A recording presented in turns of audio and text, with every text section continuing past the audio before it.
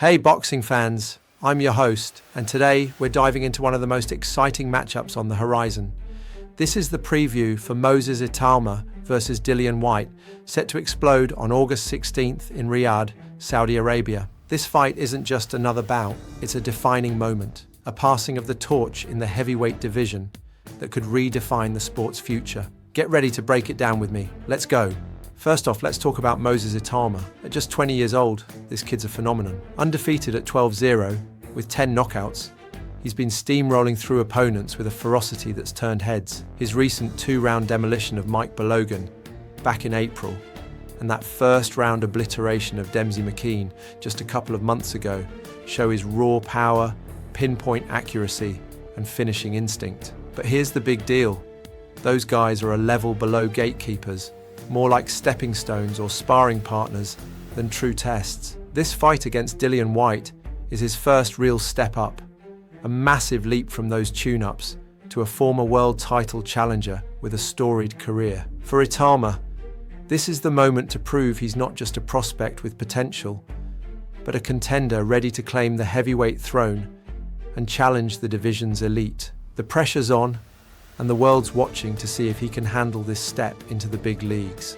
What makes him even more impressive? He's been active, fighting every few months, keeping his skills razor sharp, his reflexes honed, and his momentum building with each outing. That kind of consistency at his age is rare, and it's setting the stage for a breakout performance. Now let's shift to Dillian Whyte. At 37, the body snatcher brings a wealth of experience. 31 wins, 3 losses, and 21 knockouts. He's shared the ring with the likes of Anthony Joshua, Tyson Fury, and even Joseph Parker, a veteran who's been in the deep end of the division, tasting both glory and defeat. But age is catching up, and it's showing. His last few fights, like the laboured win over Ebenezer Tete in 2023, where he barely scraped by, or that lackluster performance against Tyson Fury in 2022, reveal a fighter who's not the same dominant force. Against Joshua in 2015, Whyte suffered a 7th-round knockout loss, a brutal reminder of the division's elite after a strong start, landing a left hook that wobbled Joshua early. Injuries have piled up, shoulder issues, a hand that's been surgically repaired, and that failed drug test in 2023 that scrapped his highly anticipated Joshua rematch added fuel to the fire. Long layoffs, with stretches of inactivity stretching over a year at times, have dulled his edge. At 37, this could be his last shot at relevance, or a lucrative payday to bow out gracefully, perhaps even a swan song in the desert. For Whyte, this fight feels like a passing of the torch, handing the division's future to the next generation as his own chapter, filled with blood, sweat, and hard-fought victories like the knockout of Derek Chisora nears its end. It's a bittersweet moment for a warrior who's given so much. Let's break down the tactics. Itauma's a southpaw with lightning-fast hands, sharp movement, and a style that's reminiscent of a young Mike Tyson in his prime. Think angles that could confound Whyte early on and keep him guessing. His knockout percentage, sitting at 83%, suggests he'll look to end this quick with those devastating uppercuts, crisp, straight lefts, and a body attack that could wear Whyte down.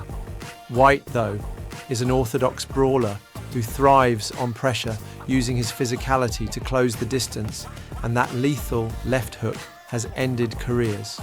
Remember the knockout of Chisora in their 2018 Classic? If he can weather the initial storm, use his experience to slow the pace, lean on his ring savvy, and land that hook, he might test Itauma's chin. Something Balogun and McKean, with their limited pedigrees, never managed. But here's the catch.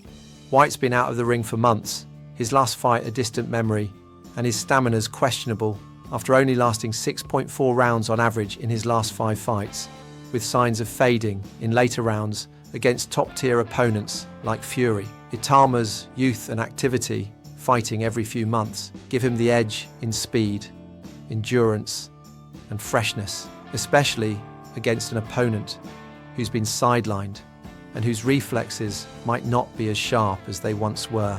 This feels like a torch-passing moment, Whyte's era of gritty battles, defined by those hard-fought wins against Joseph Parker, and that early challenge to Joshua, is fading into memory, a testament to his resilience, but also a sign of a career winding down. Itauma, with his unblemished record, youthful hunger, and that electric presence, represents the new blood, eager to seize the heavyweight crown and carry the division forward. Tactically, I see Itauma using his footwork to dictate the range, circling Whyte to avoid those early hooks, and picking him apart with jabs and combinations. Whyte might start strong, leveraging his experience to bull his way inside, but his age and recent form suggest he'll fade. Those long layoffs and that tepid showing against Fury could leave him gasping by the middle rounds. By round 3 or 4, Itauma's power should start landing clean. Those uppercuts could catch Whyte off guard as he tires, or a well-placed left might wobble him. I predict a stoppage. Victory within 5 rounds. Maybe a highlight reel uppercut drops Whyte to the canvas, his legs betraying him after years of wear, or a relentless flurry of punches forces the ref to step in to protect a legend. It's a bold call, but Itauma's ready to take that torch, light up Riyadh, and run with it into the future of heavyweight boxing. What do you think? Can Whyte pull off a veteran surprise, using every ounce of that experience to stun us all? Or is Itauma's time truly now, marking the dawn of a new era? Drop your predictions in the comments, hit that subscribe button for more fight breakdowns, and ring the bell for updates as we count down to August 16th. Until then, keep your gloves up. See you in Riyadh.